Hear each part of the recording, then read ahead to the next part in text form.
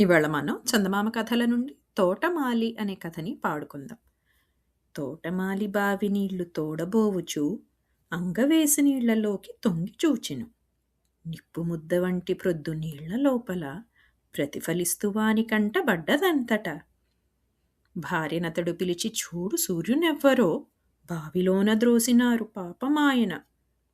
ఇంక చావనట్టులున్న దివలి కీర్తము క్రింది మచ్చు మీద గాలముంది తెమ్మనెను. ఆవిడురికి తీగనాతడందుకొనియెను. చేదగట్టి బావిలోకి చేరవిడిచెను. గాలమడుగు పట్టిరి రాతి మూల నిరికెను. పైకి చేదబోవరాక పట్టుపట్టెను. మగని చూచి భార్య చంకలెగురవేయుచు ఇంద తగులుకొన్న దివలికి ఇట్వమనియెను. మగడు త్రాడు కట్టి బిర్ర బిగిసిలాగగా కొక్కె మూడి వెల్లి కలుగ కూలబడియెను. వెన్నుపూస విరిగి నాల్క వెళ్ళబెట్టెను.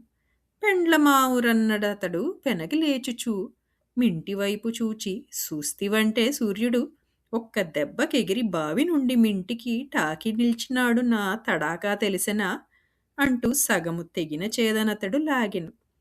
వింటూ భార్య పైకి చూచి విస్తువోయెను. ఇదండి ఇవాల్టి మన కథ. మళ్ళీ ఇంకొక కొత్త కథతో మీ ముందుంటాం. అంతవరకు సెలవు మరి.